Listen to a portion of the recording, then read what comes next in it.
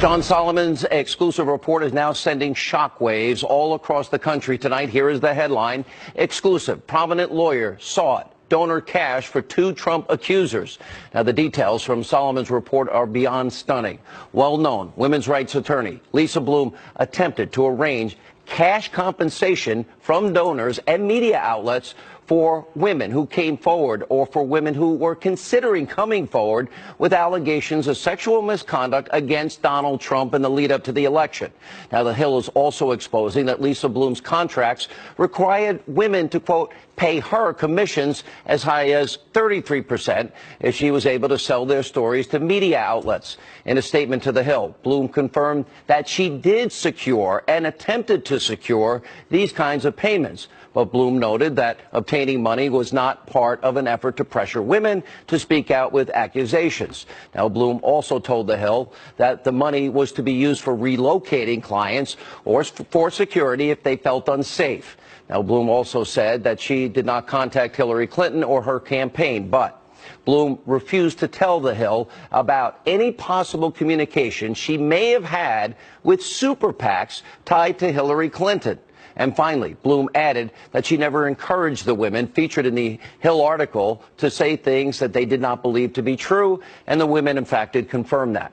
Now, we've also reached out to Bloom for comment. She responded to our request by attacking John Solomon and claiming that the report is part of a right-wing smear. However, as we have noted, Bloom confirmed all the major parts of this breaking story. Now, this includes Bloom securing money for Trump accuser Jill Harth. Remember, Harth accused Donald Trump of making unwanted sexual advances in the 1990s. She filed a lawsuit against him in 1997. She dropped that lawsuit. Now, this is what the Hill is reporting about Lisa Bloom and Jill Harth, which they have both confirmed. Now, Harth says that, in fact, she did not initially ask Bloom for money, even though her business, she claimed, was suffering from stories about her accusations. At some point later in the relationship, Bloom secured what the Hill described as a, quote, small payment from licensing photos to news outlets. And Bloom also set up a GoFundMe page for Harth.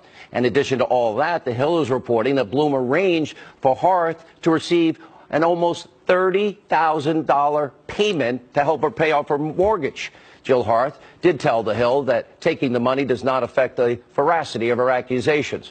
Now, we did reach out to Jill Harth for further comment. She did not answer our request. Now, the Hill also spoke to another woman. Pay close attention to this. She chooses to be anonymous. Now, this woman told the Hill's John Solomon and Allison Spann that she is a friend of Jill Harth's, and she was pressed by Lisa Bloom to go public with her accusations of sexual misconduct against Donald Trump from the 1990s. Now, before we get into those details, it's important to note that this woman supported Trump in 2016 and is friends with people close to the president, including one of his attorneys. Now, the woman stressed to the Hill that no one connected to the president forced her to reveal details about her interactions with Lisa Bloom.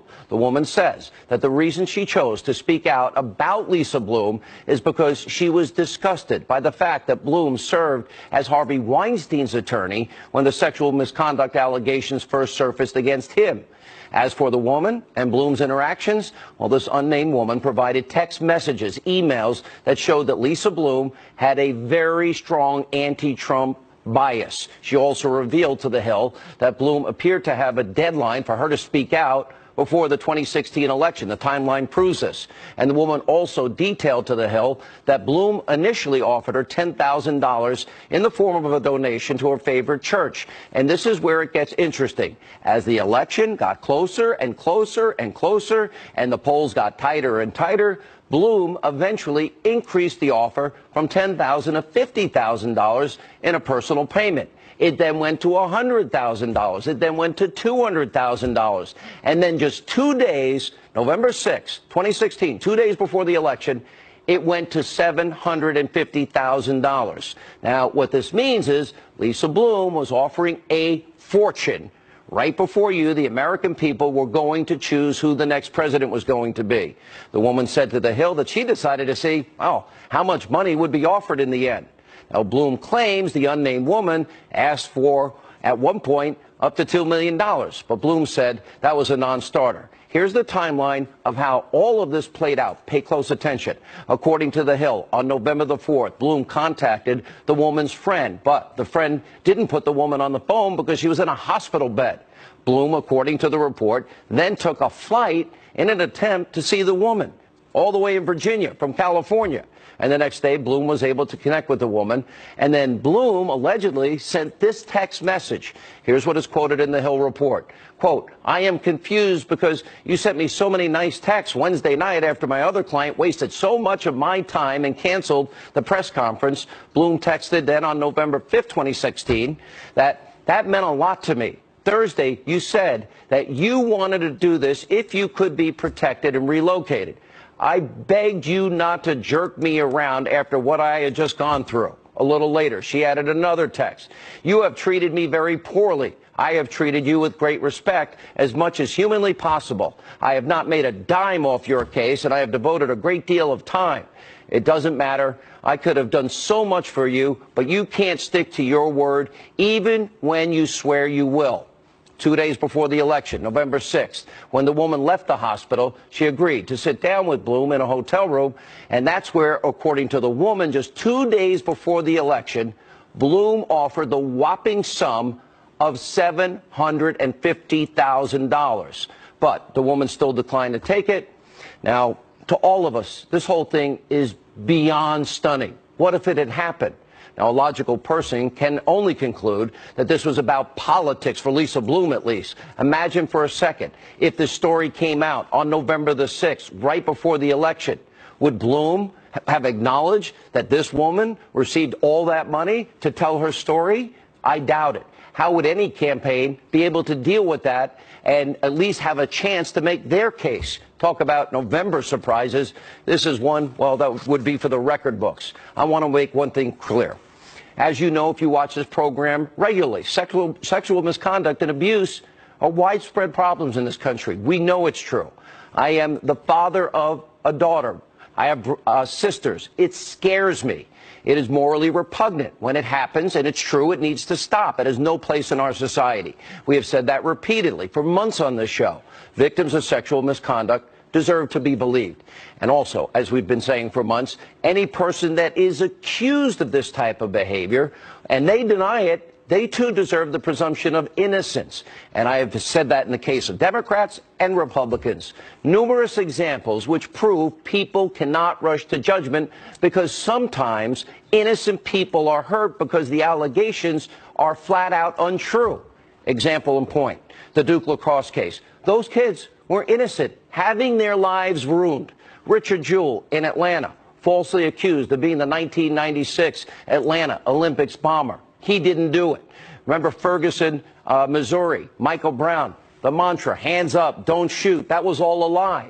Also, Freddie Gray in Baltimore, the media told you that those cops would be convicted. None of them were.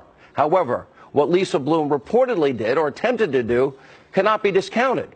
Bloom claims to be a champion of women's rights and a voice for the voiceless, yet, according to The Hill, she did secure a cash payment for Jill Harth that helped pay off the mortgage and arranged another, at least attempted to, huge payment for a different woman. Now, this is the same Donald Trump that Bloom displayed a hatred for that is reported in The Hill.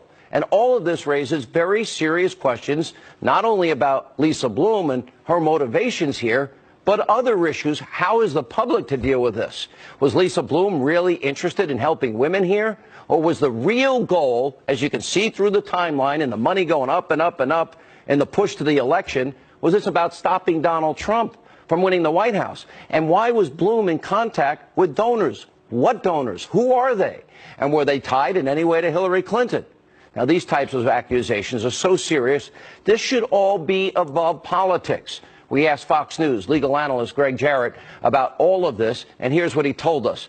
While it is not illegal to ask someone to donate money for a person to tell a story, it can be a crime if that money is intended to influence someone to lie in a court proceeding. It raises another question. Lisa Bloom said she vetted these women. But my question is, okay, how carefully did you vet it? Show us the information. We'd like to see the vetting that took place. I'd like to see the evidence, the date, the times, specific examples. What has been uncovered by the Hill here is huge because it appears to fit a much larger pattern of attacks against the president. We've told you about the 5 destroy Trump forces that are working around the clock to damage, delegitimize, and destroy this president. We've also have been reporting on, unlike the rest of the destroy Trump media, all the attempts to take this president down. For example, the surveillance, unmasking of Trump and associates by the Obama administration.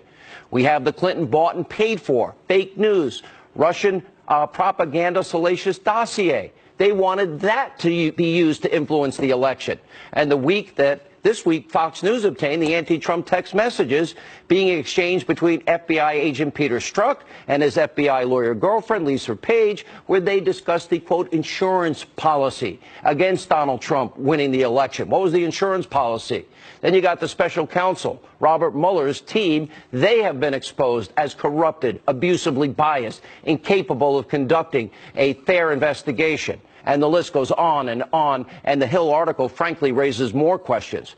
Joining us now is the journalist who worked hard, broke this story wide open from the Hill, John Solomon. Let's go through this step by step. You see the timeline from October 14th through November 6th. And the pressure that is being brought to bear now on this woman to go forward becomes astronomical, and the payment gets astronomically high. Walk us through it. Yeah, you know, I never thought I would live today as a reporter where we'd be talking about the sacrosanct, very personal decision of a woman to possibly come forward with allegations of sexual harassment or assault, and it'd be turned into a game of Monty Hall, right? Behind door 1, a month before the election, I have $10,000 for your church. Closer to the election, I have $50,000 for you. Behind door 3, I have $100,000. But door 4, $200,000. 2 days before the election, I have door 5, $750,000. It's an extraordinary thing. And you see this woman struggling. She has personal things she wants to worry about, the security of her daughter. And the more that money creeps up, the more she has to struggle with the decision. Do I take the money or do I do what I think is best for me? It's an extraordinary story. And I just never thought we'd live to see the day where money was being thrown around like it was some sort of deal making. You know, we also know Lisa Bloom has a huge bias here. Now, let's go down this imaginary path because it seems that it could have unfolded before the country. Let's say the $750,000 was paid to this woman. Right. How does the public absorb this, vet this, and what is the likelihood, because we never heard of these payments before, that the public wouldn't have known about the payments? And great question. It's a great question. And Sean, here's one of the things that since the story broke, some lawyers have called me and they raised a question that I hadn't yet contemplated. And that is, if the donor's intention in giving this money to help the woman also was in hopes of influencing an election, it might have been considered or fall under the jurisdiction of campaign donations. So there's a whole other angle to this that we're going to have to report out and talk to lawyers and try to understand. But there's no doubt the election was a deadline given to the women. That is not in dispute. If the donor's intention, if they had been told this might help the election, if you help these women come forward, it could raise some electioneering issues that haven't even yet been raised in the public. All right, let me go down this road too, because I think this is very, very important. I don't know what the answer is, but if this had happened and the public didn't know about the payment, something like this, in my mind, having followed elections my whole adult life, could have changed the result of the election. That's how profound this is. That's why, you know, you don't have an opportunity to vet an accusation like this 2 days before an election, do you? No, that's a very good point. And remember, one of the women who did come forward, she did get something of value. She got her mortgage paid off. So money did change hands. Something did of value occur to one of the accusers. And I can tell you tonight, Sean, I'm still working on this, but this may not be the only path of attempted requests for money. There appears to be another line where an accuser may have sought a job or a investment from Donald Trump before their story of sexual harassment became public. So we're continuing to dig, but if the money was here, you have to start to look. Did it happen other places as well? Some of our reporting indicates that it is, and I think if people tune into the Hill the next couple of days, they may learn some more information. You brought a lot up about the super PACs associated with it in favor of Hillary Clinton. and then there's an outright denial, wouldn't even answer the question if she had talked to them, or we have no idea where this money came from? Yeah, she's very clear. Didn't talk to Hillary Clinton, didn't talk to Hillary Clinton's campaign, didn't talk to the Democratic National Committee. Not going to tell you whether I talked to a super PAC. Now, the text messages state flatly she did. The woman who didn't come forward but was considering these offers said, hey, we kind of heard if we help Hillary Clinton, there might be a little something for us here. Can you explain what if the Clinton super PACs can help us? And she writes back and said, I just talked to them. They're not willing to pay right now, but I can sell your story. And here, that's another part that, of the equation. Well, didn't she always say that she never got, that she did these pro bono, right? She always did, and what you learned that pro bono really meant I get 33% commission if I sell your story to the media, and you begin to think a woman's very painful story, concerns about their own well-being coming out and doing this, and it's a commodity. It's a commodity being sold. Okay, so I have heard all these rumors, I guess a lot of people have, about some tapes that may be out there. Have you heard anything about that? And my last question, what's next as this story, I assume more will be coming? Yeah, I've not been able to corroborate any of the rumors about tapes, and right now we're with a very strong body of evidence, which are these text messages and these women's contemporaneous documents and Lisa Bloom's own admissions. How many text messages, emails do you have total? Hundreds. Will you release all of them just completely so people can read it? We'd have to talk to the sources. I mean, we have our arrangement with them, but we'll be reporting more on them as time goes along. Okay. Unbelievable story. John Solomon, thank you. Thanks, Sean. Appreciate it.